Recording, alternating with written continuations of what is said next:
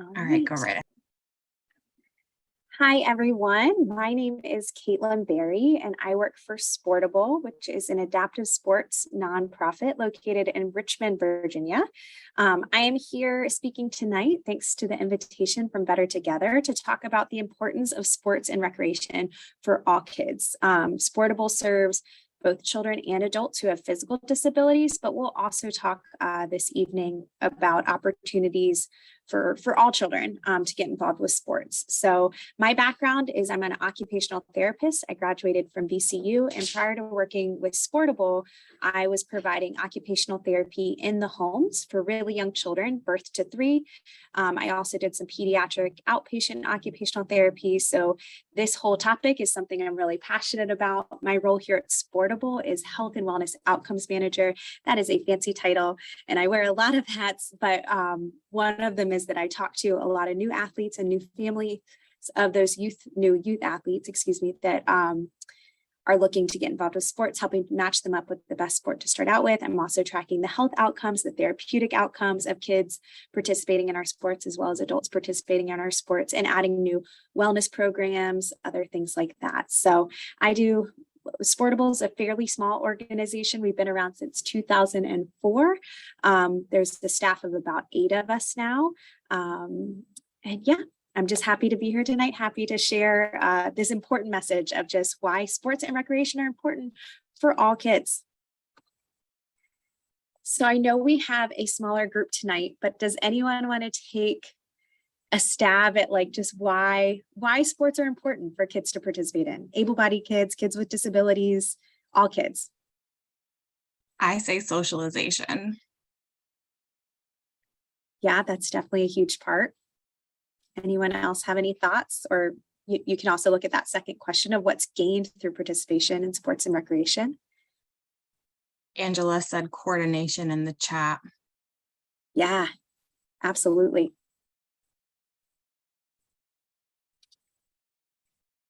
Give it a few more seconds if anybody had any other thoughts to share.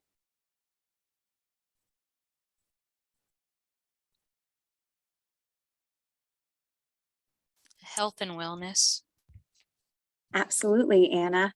Health and wellness. And, we think about all of the benefits that kids get when they participate in youth sports and youth recreation activities, whether that's clubs or soccer or camps or all of these things, the socialization, the coordination, the confidence, all of that. And we'll look at some of the evidence behind some of that too tonight. But when we think of sports and recreation, it's just important to remember that sports opportunities are important for kids with disabilities in the same way that they're important for all kids, that these things are just an important outlet for a lot of us to grow, to progress, to get stronger, to get more confident, all that kind of stuff.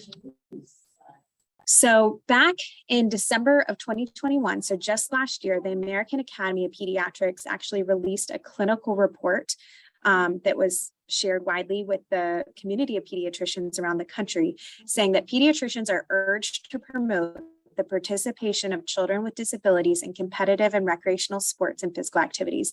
The benefits are substantial. So this was a several page report. It went through the evidence of all the benefits, the barriers, and really was a call to action for pediatricians to begin making regular referrals. They even say to write prescriptions for families who have kids with disabilities. The pediatrician should be writing prescriptions for those kids to get involved in physical activity and sport and recreation.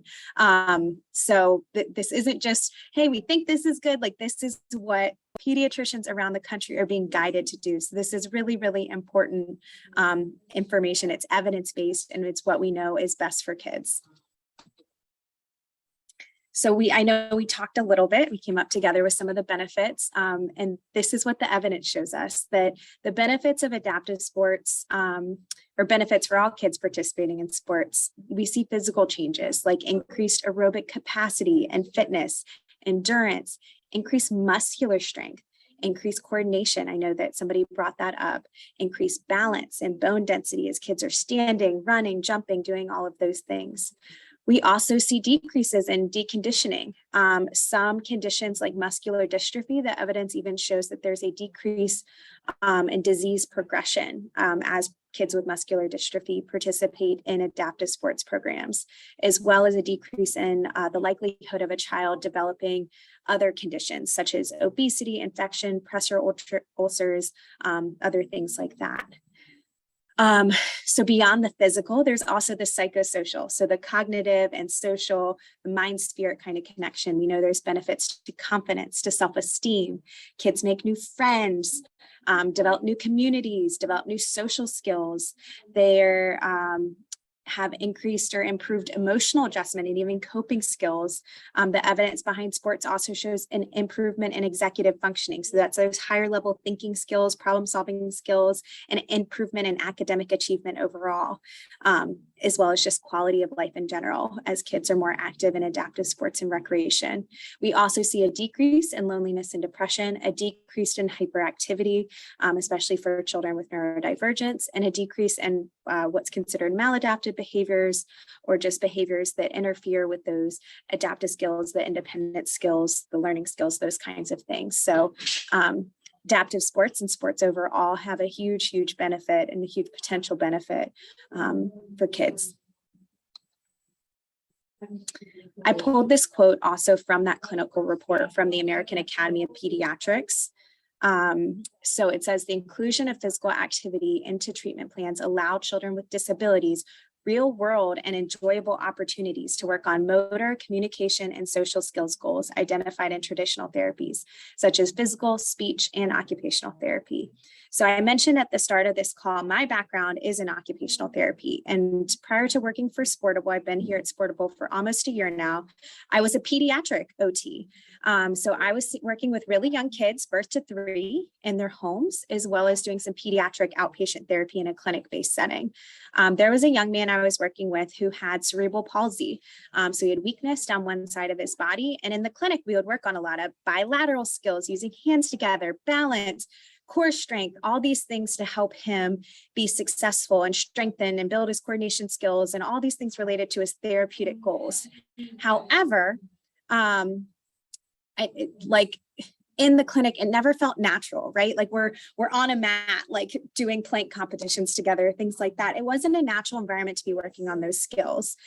This same young man started participating in Sportable after I told him about it a few times. I was a volunteer at the time, and he started doing Sportable's CP soccer program. Hang on, I'm gonna see if I can address this background noise real quick. Bear with me, y'all. I'm not sure that they know I'm in a Zoom call.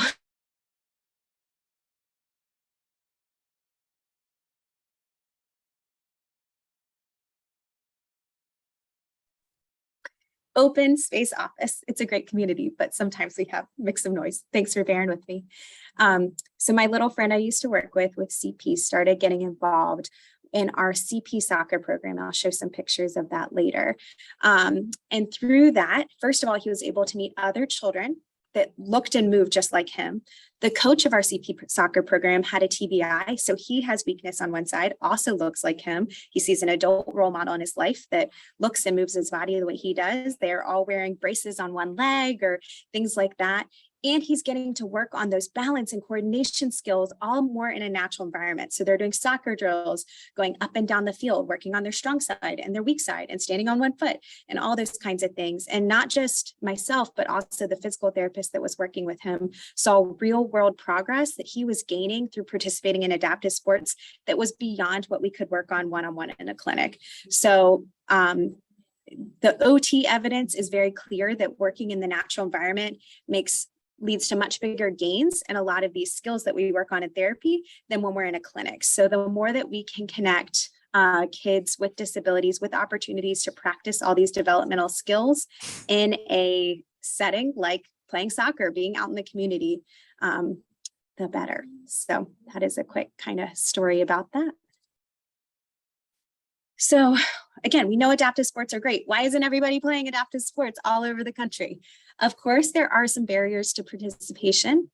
There are really real functional limitations, as well as some not so real, like biases or misconceptions about what a child can or can't do. Sometimes there'll be negative self-perceptions. This was another quote I pulled from that clinical report from the American Academy of Pediatrics, but I think it really describes what can happen. So with negative experiences and lack of opportunities, support, or encouragement, some children with disabilities may be disinterested or discouraged to participate. Older children and adolescents with disabilities may lose self-confidence to participate as skill gaps between them and their typically developing peers widen and sports become more competitive. And actually, that's something with the young man I was mentioning earlier that I worked with in the clinic. He was a very athletic young man. He was playing baseball and soccer and swimming, all with his able-bodied or non-disabled peers. However, as he started to get more to that middle school age and other kids kept advancing, that's when his disability started playing more of a role. And suddenly he wasn't the tallest and strongest kid on the court or the field anymore.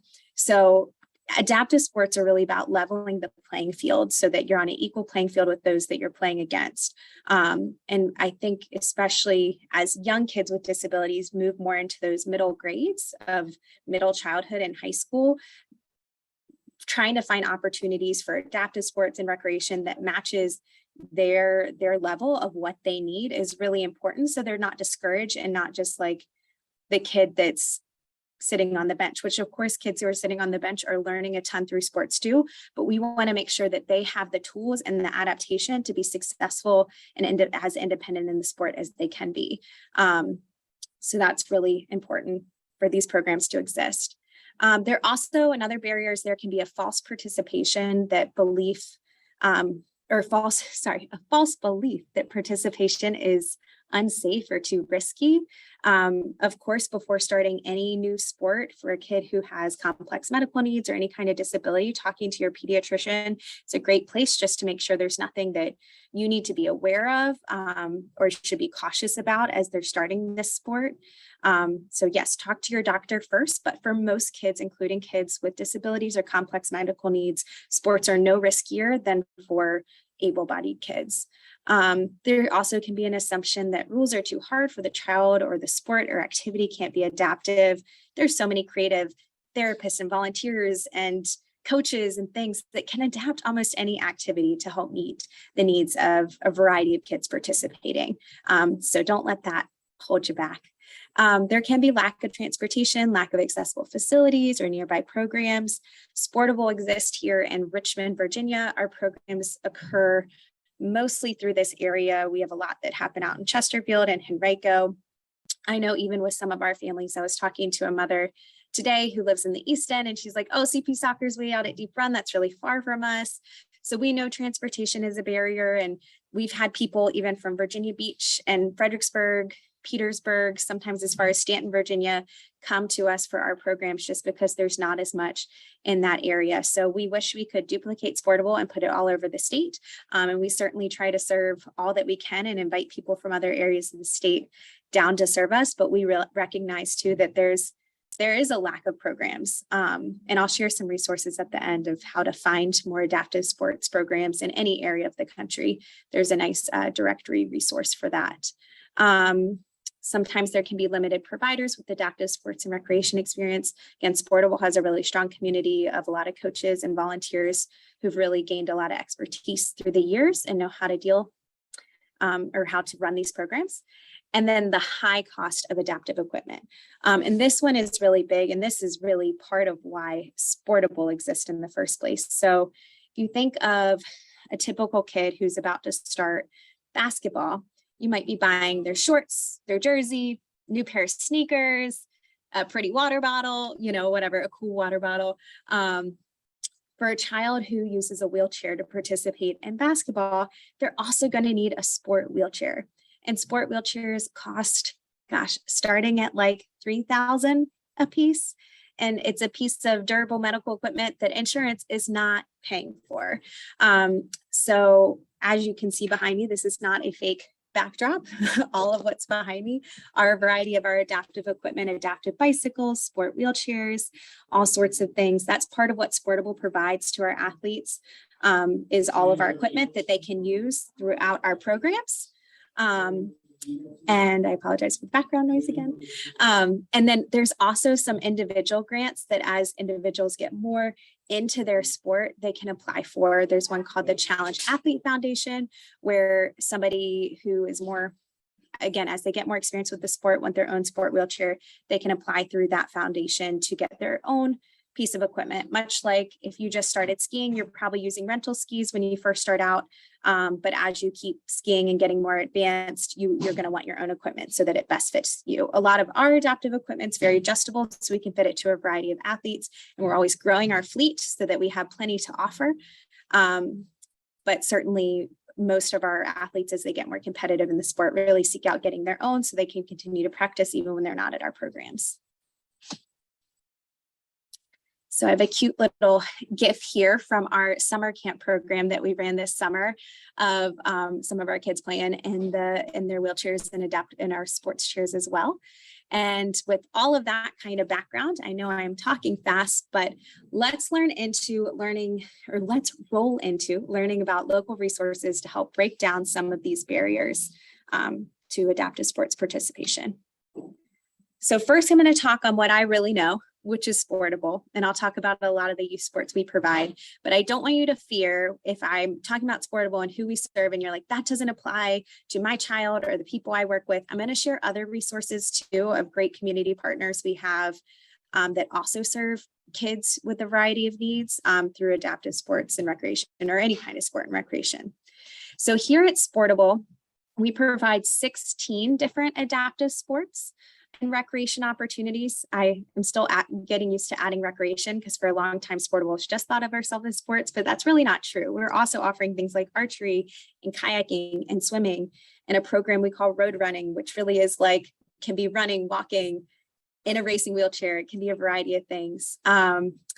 Each year we serve up to 500 athletes. About 200 to 300 of those athletes are local to the Central Virginia area. We also host a variety of tournaments, including a big basketball tournament, a big tennis tournament that pulls in athletes from all over the country. So that's why we say up to 500 a year. It's really 200 to 300 people locally that we tend to serve. Our ages range from 3 to 83.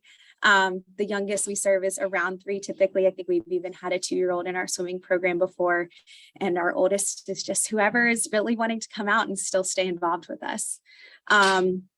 We provide ongoing sports sessions through the year. So a lot of our sports like swimming or cycling will go on for like an 8-week session that'll pop up a few different times a year. Some programs like kayaking or rock climbing will just be like 2 weeks at a time that you'll sign up for sessions. Things that are team sports like our wheelchair basketball will run for an entire season from September all the way to May. And they'll play some different teams during that time. And most of our sports also allow like a rolling onboarding kind of admission.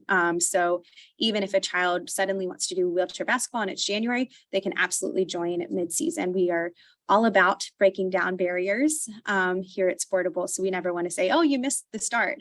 We're ready to welcome an athlete really at any time, as long as there's space in our programs, and almost everyone does typically have some space to accept new athletes. So who Sportable serves? Ages 3 and up whose primary disability is a physical disability. It can be a disability that an individual is born with, or congenital disability, or it can be an acquired disability. A lot of the youth that we serve do have a condition that they're born with, whereas a lot of the adults we serve, maybe that's not totally true. Some of the adults we serve have things like spina bifida or other conditions or disabilities they were born with, and some have more acquired disabilities where they were really active before and suddenly had a stroke or a spinal cord injury, and they are coming to us to continue to stay active. So some common diagnoses that we see individuals have who participate in our program are cerebral palsy, and that includes kids and adults with CP who walk, as well as kids and adults who use power chairs, things like that. Spina bifida, muscular dystrophy, amputation or dysmelia, so a limb loss or limb difference, Charcot-Marie-Tooth disease or disorder, I think it's disease, arthrogryposis, blindness or significant visual impairment, dwarfism or short stature, traumatic brain injury, spinal muscular atrophy, central cord disease. Those are type of spinal cord conditions, osteogenesis imperfecta, as well as some mitochondrial diseases. So those are some of the most common. Again, the kind of line is that an individual's primary disability is a physical disability, and they need some physical adaptations to participate in sports. That tends to be who we serve. As an OT, certainly I have seen that children who have developmental disabilities like Down syndrome, autism, some coordination disorders can have low tone or other things that cause them to have a physical disability associated with that developmental disability. But because they don't need as many of the physical adaptations to participate in the sport, like the sport wheelchairs and that kind of thing, we often refer those kids to some of our community partners who I'll talk about at the end of this presentation. And then I wanted to include this slide that kind of shows the difference between Special Olympics and adaptive or para sports. And Special Olympics is awesome, but they're a total other organization. And a lot of times when I am introducing myself to someone new and saying I work for Sportable and we provide adaptive sports, I will often get the line like, oh, like Special Olympics. And it's like, that's not what we do. Special Olympics is awesome, but it is designed for people with intellectual or cognitive disabilities primarily. It often involves instructional adaptations rather than physical adaptations. Adaptive sports specific equipment is rarely used. They're not using sport wheelchairs, things like that. And to be eligible, athletes must have a functional limitations in both general learning and their adaptive skills. They might also have a physical disability. The idea is that the primary disability is more of a cognitive or intellectual disability, whereas adaptive and para sports were designed mostly for individuals with physical disabilities, though some adaptive sport programs, especially in different areas of the country, might be inclusive to all disabilities. Sports are physically adapted, including the rule changes based on the way the sport is played.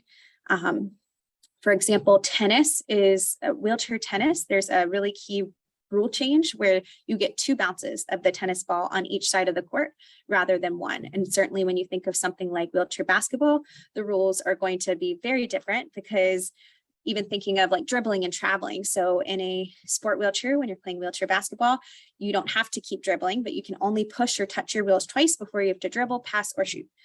So the rules of the game are very much adjusted, and they're often adaptive or para sports aren't going to be like as inclusive because it wouldn't be safe for somebody to play standing or ambulatory basketball, non-disabled style basketball, adjacent to somebody who's using a sport chair to play basketball. So you have the whole team that has the same kind of physical accommodation to participate in that sport. So adaptive and para sports almost always require some form of adaptive sports equipment for athletes to participate. And then for both of these groups, I showed some of the common diagnoses that are served. So Sportable is an adaptive para sports organization. And some of our athletes go on to participate in the Paralympics at a national level. Special Olympics has their own forms of local, regional, statewide, national, and international competitions as well. So wanted to share, I really love pictures, and I was going through our drive trying to find some of our more recent pictures. This is from a youth wheelchair basketball camp that we just had back in August. That was great. We got a lot of young kids trying out wheelchair basketball for the first time, and it just went really well. And I just love this picture showing all of them in a chair. This again speaks to just the social connection and benefit that kids get through sports, but especially kids who use wheelchairs can get through adaptive sports. A lot of kids who use wheelchairs might be the only child who uses that kind of wheelchair in their school. So to meet others that move like them and just kind of get their life and have the same shared experience is just so, so huge. The impact is really, really important.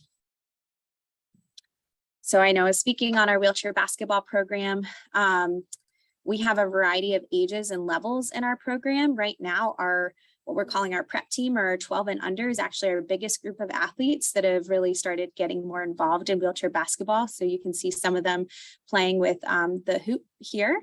While at the same time, our wheelchair basketball has been around for a long time at Sportable. And so we've gotten to see some athletes really grow through our wheelchair basketball program. And on the picture on the right is one of our athletes named Hannah Smith. She started playing wheelchair basketball. She was 11 or so, I want to say, and kept playing with Sportable through the years. And just last year, she started school at University of Wisconsin-Whitewater as a college athlete, playing wheelchair basketball on their team. And she really said it was because of Sportable and because of her experiences playing adaptive sports that led her to know that she could go to college, that she could be independent there, that she could be on a team. And already there, she has so many friends through just being on the basketball team with them, and has grown so much. And Hannah came back this summer, and she's actually the one who really championed the whole youth basketball camp, and got to be a good role model for some of those new youth participants in our basketball program. So she's a great success story and just a great champion of Sportable, and showing what can be achieved through participation in adaptive sports for kids with disabilities. We also offer power chair soccer. So this is for individuals who use a power chair in their day-to-day mobility, but who have independent control of that power chair. It can be with head controls, it can be with a joystick, whatever way they usually steer that power chair. You'll see some pictures here. They actually make some specialized power chairs for power soccer called Strike Force. So you see the ones that look very rectangular at the bottom, or the orange and blue ones. So those are Strike Force chairs. They are made to play power soccer. And the idea of power soccer is that the athletes are pushing the ball around the court using the guards on their chair. We can also set up metal or plastic guards. You see some examples of that up in these pictures of, we can set those up to somebody's regular day power chair so that they can play in their day chair. The cost of Strike Force chairs, like the cost of a lot of adaptive equipment, is very expensive. Power chairs being one of the more expensive pieces of equipment. They can be, I think, starting around $8,000. So right now, Sportable actually does not have any of these Strike Force power chairs. We're working on getting a fleet with some funding, but some individual athletes through that grant I mentioned have gotten their own Strike Force power chairs to play soccer. And then for other athletes, we're able to attach the guard. Yes, that is our power soccer team. They are called the Hive, and it's a variety of ages, including kids through adults who are on that team together. CP Soccer is one of our newer youth programs. We at Sportable didn't come up with the name CP Soccer. Rather, it was is a national movement and a national organization to build a nationwide soccer league for kids who are affected by cerebral palsy, stroke, or traumatic brain injury. Kids who play CP soccer are ambulatory, or they walk, but they might have weakness on one side or diplegic, weakness through both legs, things like that. Much like any soccer practice, the kids run through a variety of drills and warm-ups and games and all sorts of that before they break into a scrimmage. This program has grown tremendously. It actually started in January of no, that can't be right. I think it was October of 2020, started as a more socially distant sport as Sportable was starting to offer a few things again. It could be offered outside and really socially distant. And it started with about 8 kids. And I believe that roster has grown to be up to 35 kids at any given time doing this sport. Again, it's a program I volunteered with for a long time and just have seen the huge benefits that kids gain from being a part of it.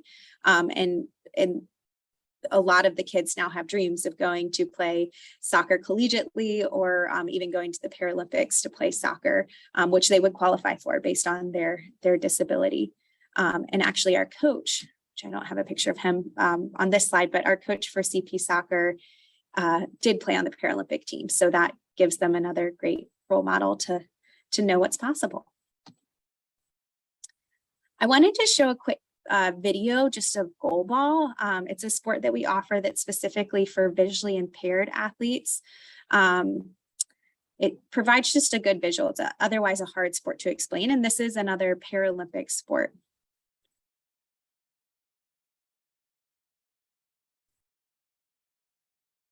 I don't know that y'all will hear the sound, but that's okay.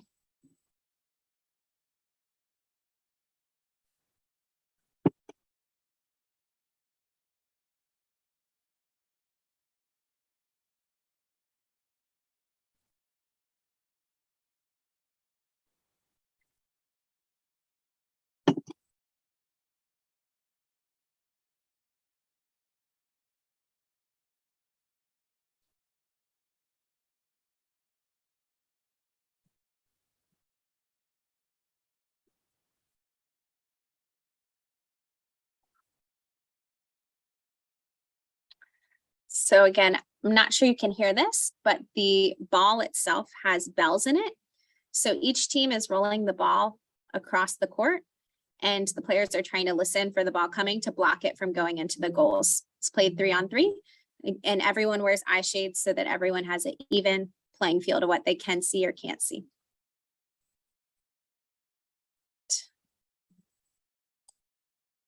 All right, so that is goal ball. Just trying to replay on me.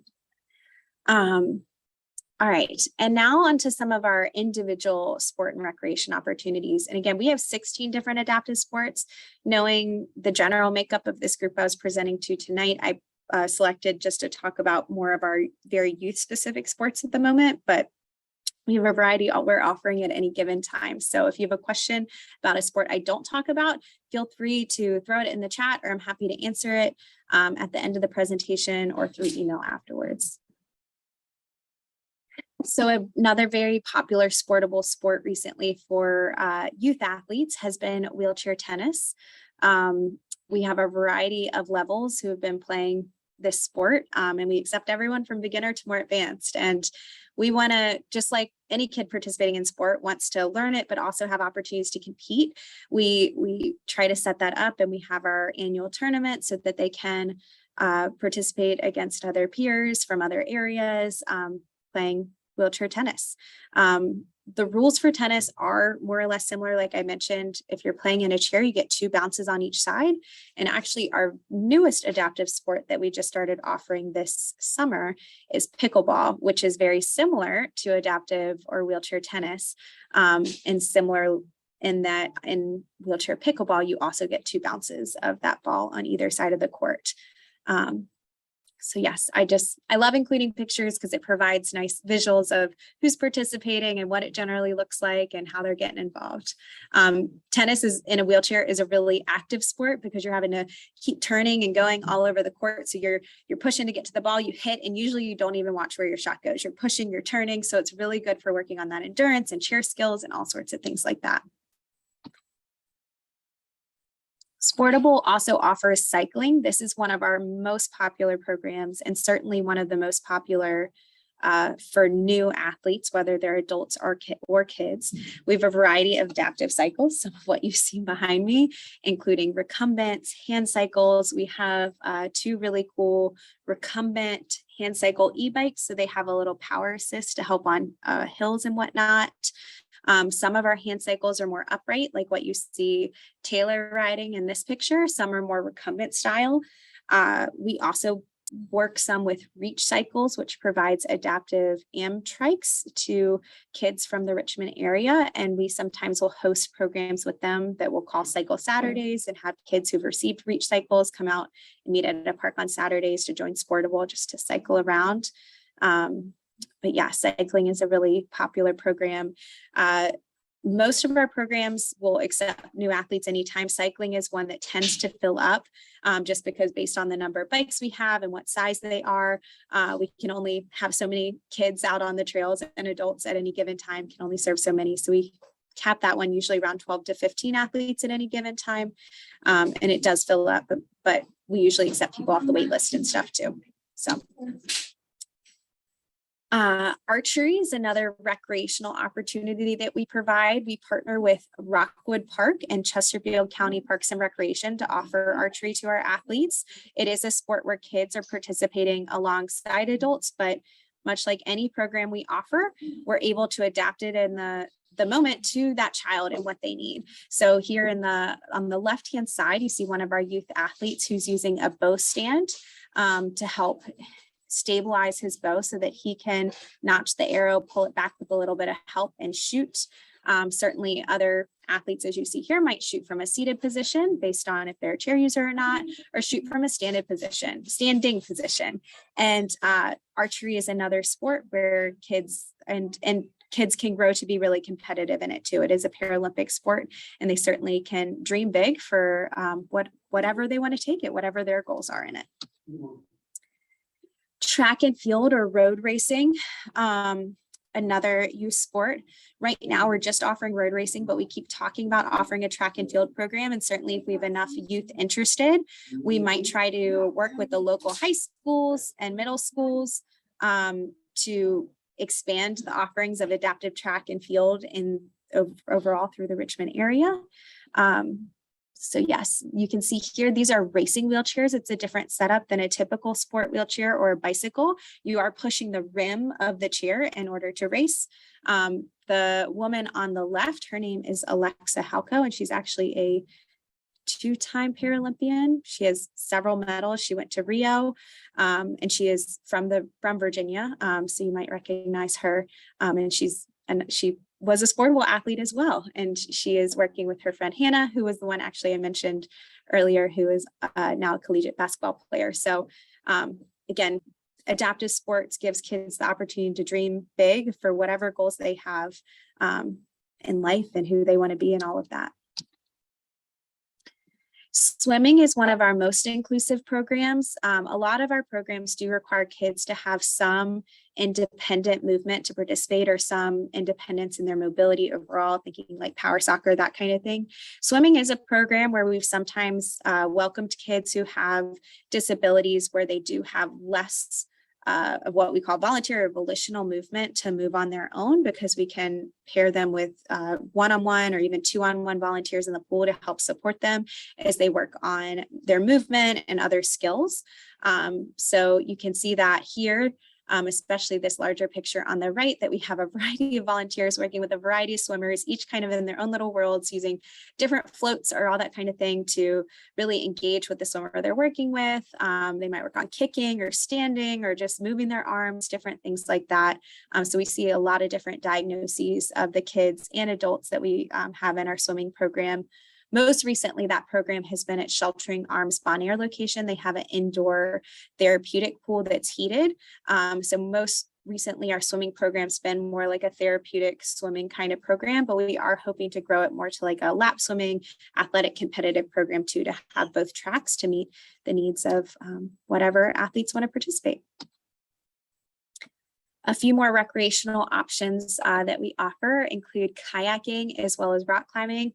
Rock climbing, we work with Peak Experiences, which actually shares the building with us. We don't offer any of Sportable's programs here at our office just because there's not space to. But Peak Experiences is in the same building as us at SCORE, which is near the baseball diamond in Richmond. Peak Experiences and their staff have gone through some adaptive climbing training and have a variety of equipment and knowledge to change the ropes and all sorts of things like that to make it accessible for almost any climber to get on the wall. So there's different seats. You can climb the rope, you can climb the wall, all sorts of things. So we offer adaptive climbing with Peak Experiences. We also offer adaptive kayaking, and just like everything else, we have a variety of equipment and adaptations. Things can be put on the back of the boat to increase stability. We have tandem boats for visually impaired kayakers. We have things that you can fit your hands into the handles to help you keep your hand onto the paddle to help you keep your grip on that paddle, all sorts of adaptations. And being out on the water with kayaking can just be really nice evenings spent in all sorts of cool locations. Oh, I'm hitting the back button. Oops. Bocce is a recreational sport. It can be played on teams. If you've ever played the yard game bocce, like out in the yard or on the beach, you've seen it before. This is a sport that can be adaptive to almost any athlete's needs.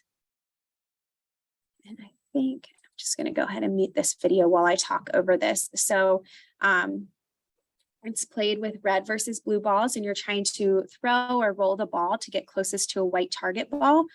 You'll see through this video that some athletes are just seated and rolling the ball, but there's also the ability to use ramps, and there'll be an assistant that is moving the ramp based on the direction of the athlete. So you see the assistant is not facing the court. So the athlete's directing where the ramp goes, and then the athlete can use a mouse stick or a head stick or their hand or anything to release that ball. So even people who have pretty significant levels of impairment can play bocce.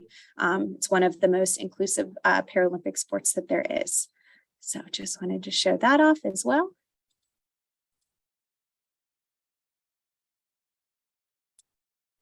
And as I've been talking about all of this, I've shared some examples, but a big reason that adaptive sports are so important for kids with disabilities, of course, is the peer relations. As I was saying, just meeting other kids that move like them, look like them, just get that shared experience is so, so huge. This speaks more to our adult population, but we have a rugby team, and rugby is a wheelchair sport that is traditionally played by individuals who have quadriplegia or impairments in all 4 limbs. And one of our staff members who plays on the rugby team was like, I show up to rugby and they all get me. Like, we can make jokes about like catheterization and other things that are just part of our regular day-to-day life that no one else in my life can understand. And certainly that's his perspective as an adult, but these kids are feeling the same way. Like, they might have feeding tubes or braces or like other things going on that other kids just like, they're like, yeah, I get it too. I eat through a hole in my stomach too. Like, that's really important to have that shared experience. And for once to not feel like the one that's different, but that everybody kind of gets them. That's really, really huge. So peer relationships is a huge benefit. And we're really proud of our Sportable community and all the relationships that form through it. As I mentioned before, we're also really proud that many of our coaches have disabilities themselves and can be great role models to these kids. So you see on this far right picture, that's Nick. He was the Paralympic soccer player I was talking about, who has a TBI and has weakness on one side. So he's, wearing a leg brace. I think it's an AFO or type of it, and moves a similar way to the kids. Jessie is our power soccer coach. You see her in the middle. She's a veteran who has a spinal cord injury as well as a TBI. And so she uses a power chair, and she's talked about how some of the children saw her leaving and getting in her car one day, and they're like, Coach Jessie, you drive? And she's like, of course I drive. They're like, we didn't know we could drive. We can drive one day. And she was telling this story almost with tears coming to her eyes, being like, they didn't even realize that there are adults like them that drive, that live lives and can live independent lives. So it really shows them what can be achieved, what their future can look like, all of that. And then on the far left, we have Coach Brandon, who is another one of our basketball coaches. So as I mentioned, I wasn't just going to talk about Sportable. I have a few minutes now to share some information about some of our other wonderful community partners that do work in this space as well, because we don't serve everyone. And certainly, as I am somebody who often answers the calls when new athletes reach out, if I don't want to tell people no, but if I'm saying, hey, Sportable is not the right fit for you, I want to tell them where to go. So we do have some knowledge of other great organizations throughout the Richmond area that serve a variety of other kids. So as we saw the differences before, Special Olympics does exist locally. And I was looking through online what they currently offer in this area of Richmond, Henrico Chesterfield. They have basketball, bocce, bowling, golf, powerlifting, roller skating, softball, soccer, speed skating, swimming, tennis, track and field, and volleyball. So a variety of things. You can find it all at their website. It seems like they're just really ready for people to get back involved in them. So Special Olympics has a variety of programs, again, for kids with cognitive or intellectual disabilities, with a variety of adaptations to help with instructions for them to access the sport. RVA Access is an inclusive soccer program that is run by the Kickers organization. I pulled a lot of this from each website, but it says it offers children with special needs the opportunity to learn soccer. My understanding is at this program, athletes are paired one-on-one with like a buddy that helps them participate and provides assistance or instruction or whatever help they need to fully participate in the soccer program as possible. It's a completely free program that offers a fun, challenging, and exciting way for athletes of all abilities to play the game they love. And you can learn more about them through richmondkickers.com/RVA access. River City Inclusive Gymnastics is another great thing to know about in our Richmond area. They recently opened a new gym. As an OT, I was familiar with RCIG and the really, really amazing work they're doing to help build coordination and strength and all these other therapeutic skills through the format of gymnastics and physical activity and all of that. So They provide a safe and positive environment where children, teens, and adults with disabilities can improve social skills, motor skills, and self-esteem through group gymnastics and fitness training. You can find more about them through rcig.org. And again, they're doing really cool work. And from what I hear, their new gym is great. And they're so excited that they're able to welcome some new gymnasts in there as well. Jacob's Chance is actually out of this same SCORE building facility that we're in as well. Kate is the person who runs that program, and she created Jacob's Chance in order to provide some adaptive recreation opportunities for individuals 5 to 35 years old with developmental, intellectual, and/or physical disabilities. They have inclusive programs that promote personal development and positive relationships. So their programs are really broken into some sport, as well as like enrichment, adventure, some buddy ball, inclusive fitness. They're offering a lot of different things. So I know sometimes I actually can hear them through the wall. They'll do game nights or birthday parties. Sometimes they're doing inclusive fitness with VCU's kinesiology department. They'll do adventures with Beyond Boundaries, who I'll talk about next. But Jacob's Chance is providing some really wonderful wraparound programs to promote the overall health and wellness of a variety of individuals with disabilities. Beyond Boundaries' motto is adventure is for everyone. Their mission is to offer individuals of all ability levels, no matter the physical, cognitive, or economic situation, the opportunity to experience outdoor activities within the surrounding community. Of course, Richmond is a big outdoor town with a lot going on, especially with our river running straight through downtown. So they offer a variety of group adventures, including paddling, fishing, climbing, boating, hiking, adventuring, just generally. Jacob's Chance works a lot with Beyond Boundaries for programs like fishing and hiking and whitewater rafting. We partner some with Beyond Boundaries for our rock climbing program, as well as for our kayaking program. Beyond Boundaries is also, so they seem to be more of an organization that you contact them if you want to go rafting and you have a group that has some children with special needs, or your family wants to go rafting and that kind of thing. So they are more, they're ready to schedule the adventure that you want to do and ready to work with you, rather than you just coming in them saying, here's what's on the calendar, like Sportable. They're ready to meet your needs and figure out what you want to do and how they can organize that adventure for you or your family member to be successful with it. So they're a really, really cool organization, and we love what they do, and we love partnering with them for a variety of things. The YMCA of Greater Richmond is also a great partner of Sportable.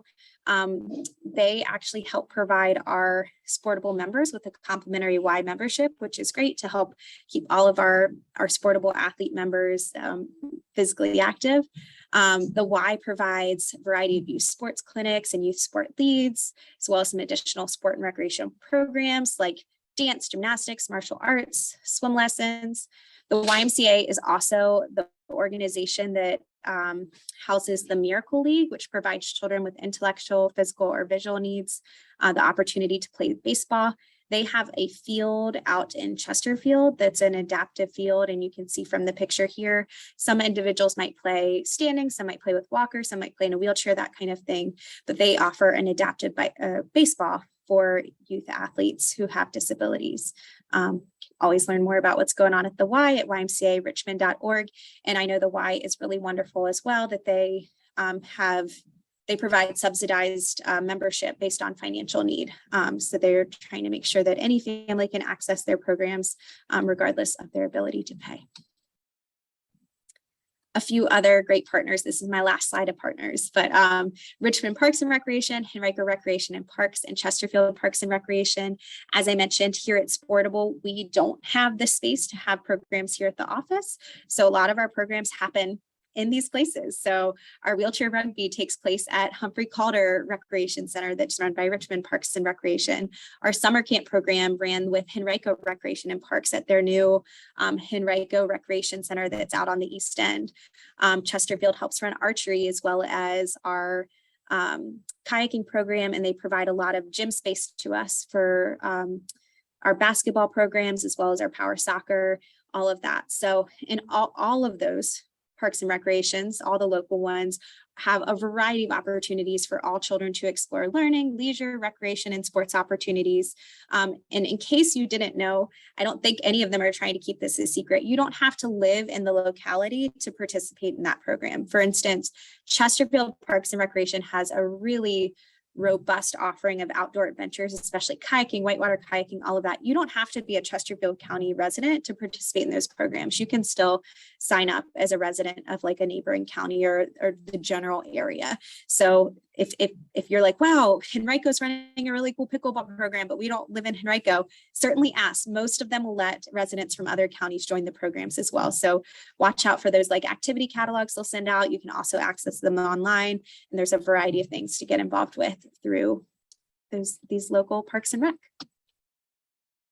Some other helpful resources. Move United Sport is one of the kind of foremost leaders in our adaptive sports industry, with just providing a lot of resources. They are the ones that have the directory that I was mentioning, where you can find for any area of the country what's available, what kind of sports are available. Trying to remember where that was, of course, putting it on the spot. They also have some on-demand programs for fitness and all sorts of things. So they're a great resource. There's also the National Center on Health and Physical Activity for Disability. They're a great partner of ours, providing some wellness programs for our athletes. The Challenge Athlete Foundation is the one I mentioned that has individual grants for athletes with disabilities to get their own adaptive sports equipment.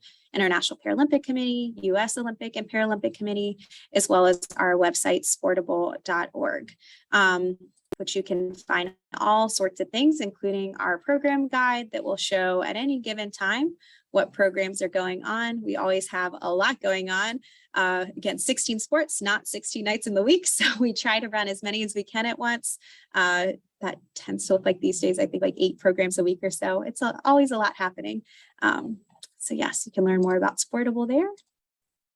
And with that, I will say thank you for having me. And with about 5 minutes remaining, does anyone have any questions?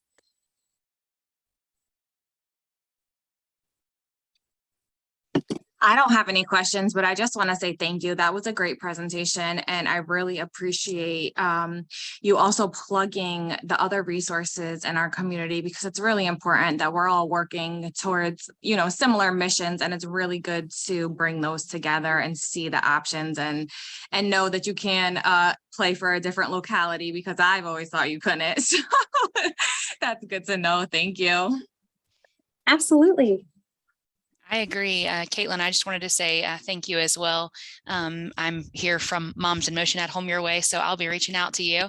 But it was all a wealth of information, especially telling about the other organizations. I thank you for that. And you had me in tears a couple of times, so it was very touching. All of the pictures really added to your presentation. So we thank you for all that y'all are doing there. Yes, Anna, please reach out. Moms in Motion is a great organization, and I'd love to connect with you all as well. Thank you.